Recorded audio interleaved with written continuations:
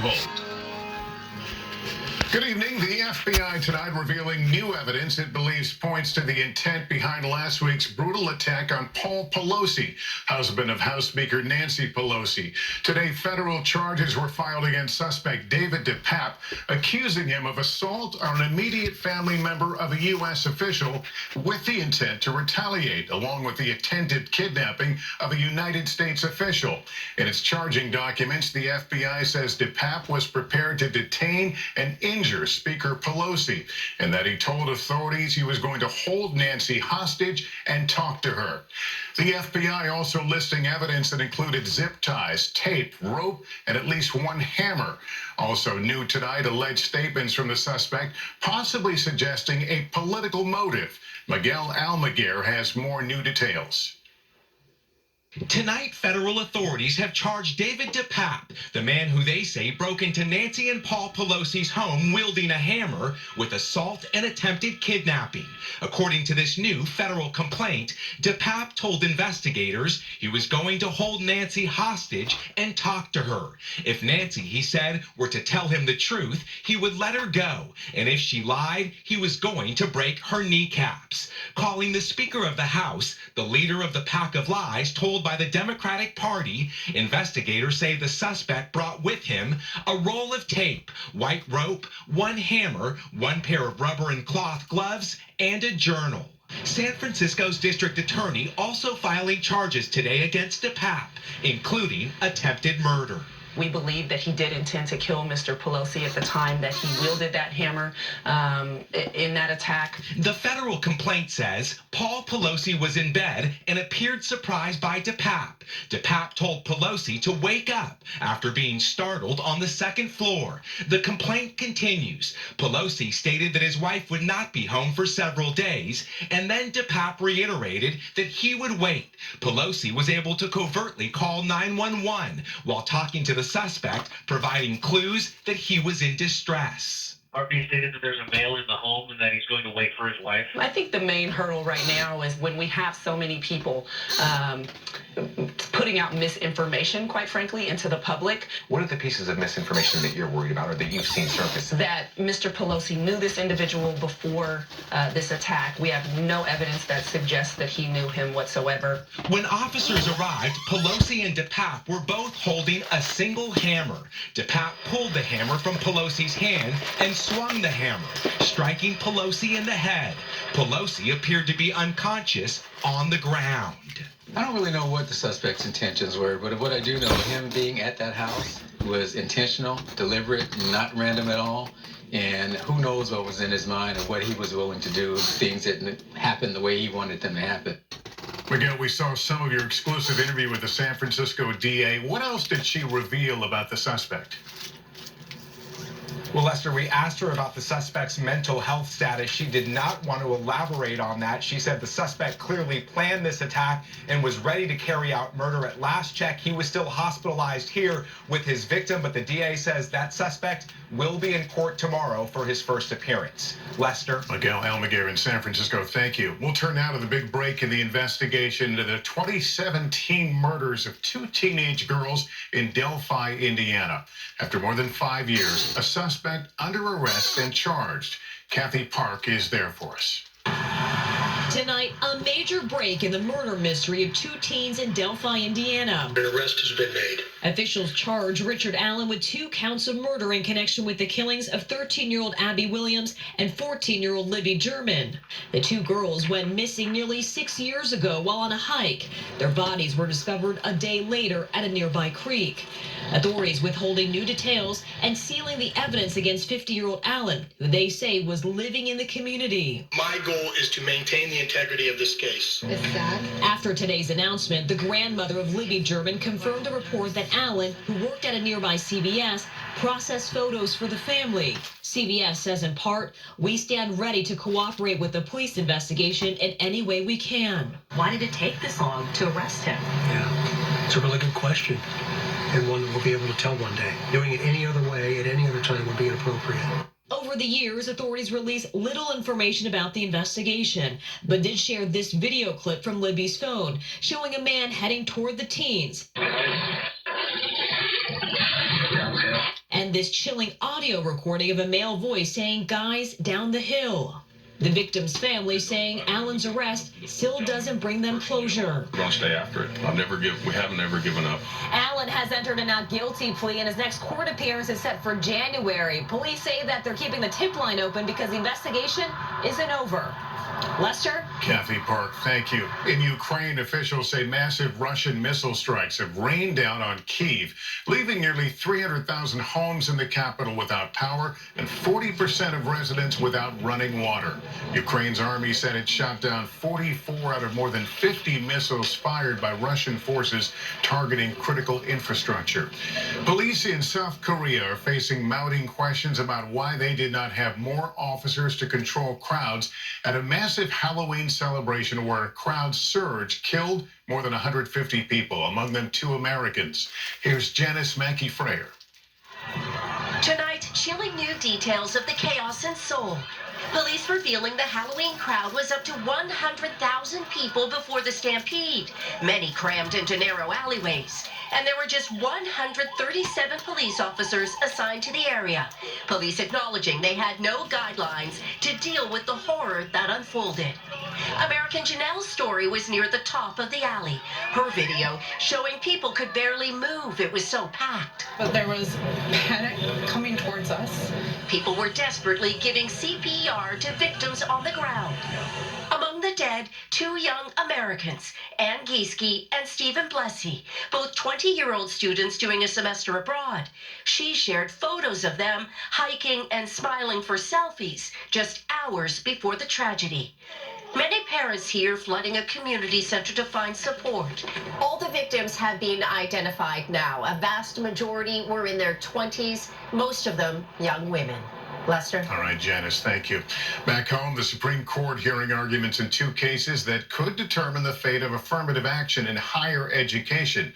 Kelly O'Donnell now, and the conservative supermajority signaling it's ready to overturn decades of precedent. At the Supreme Court, a cultural crossroads. We know that racism exists. Today, race as a factor in college admissions is on the line. I think it definitely needs to come to an end. Decades of legal precedent for affirmative action in higher education could fall, potentially reducing the number of Black and Latino students at elite schools. Over a pair of cases challenging race-conscious admissions policies at Harvard and the University of North Carolina. Today, conservative Justice Clarence Thomas voiced his skepticism.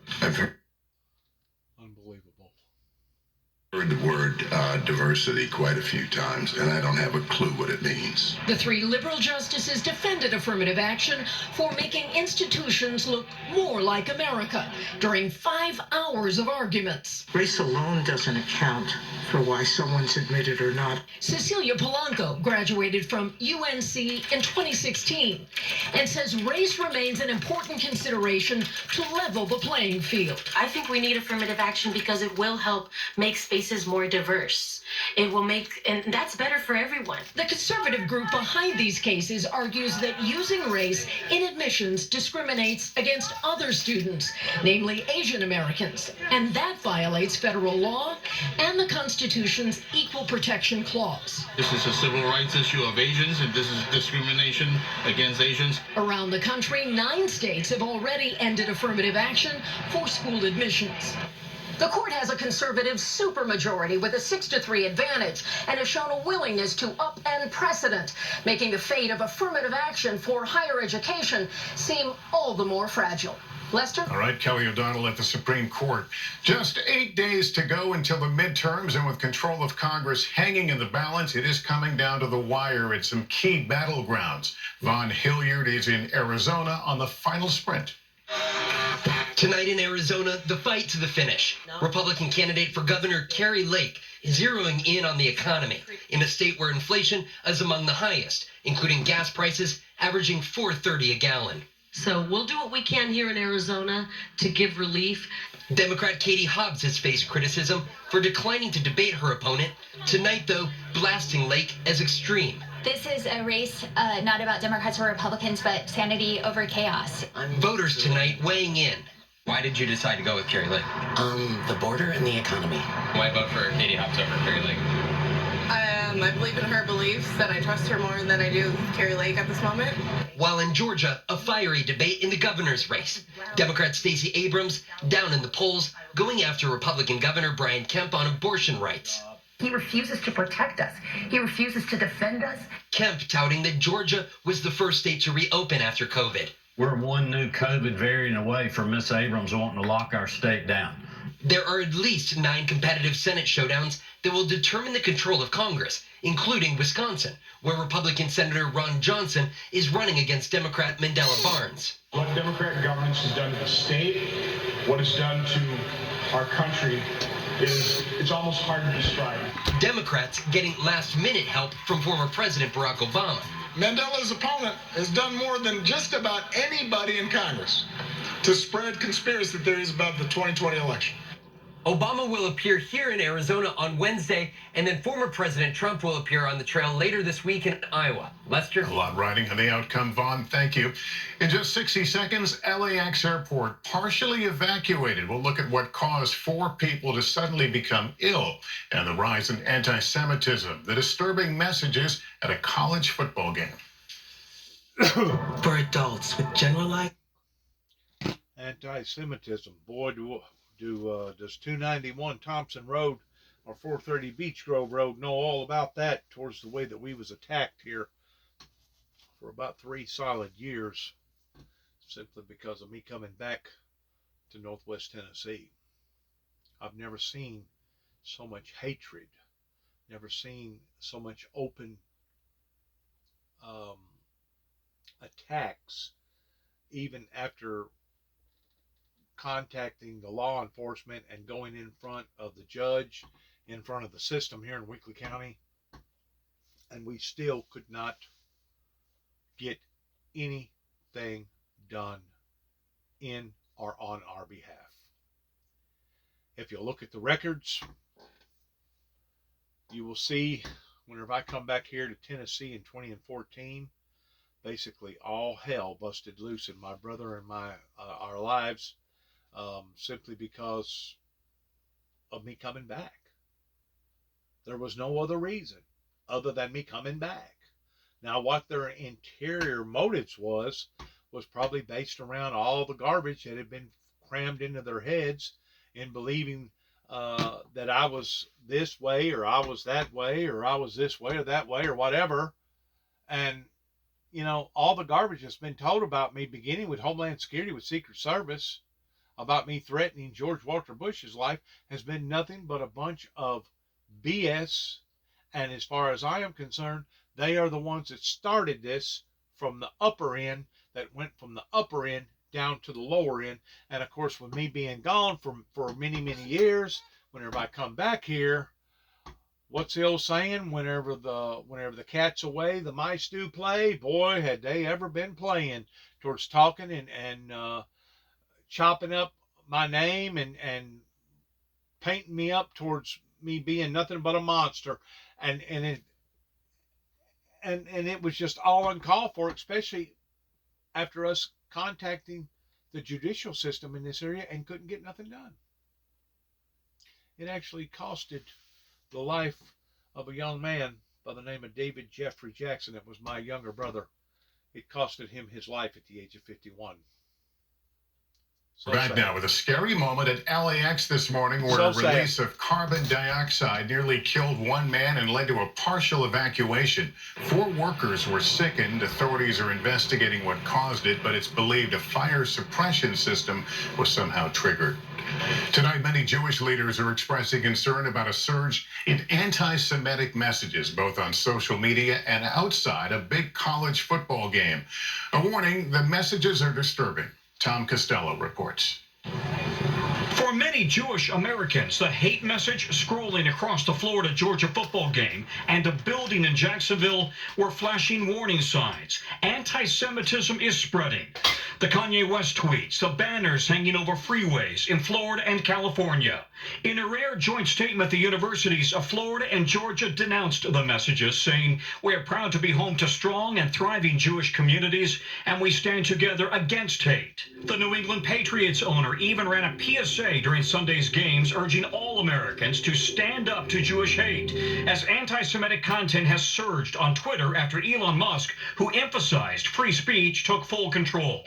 Use of the N-word also jumped 500%. I think that the narrative that that hate speech is free speech, it's sort of winning out right now on these platforms. The Anti-Defamation League reports 1,431 hate incidents so far this year, more than 2,700 last year.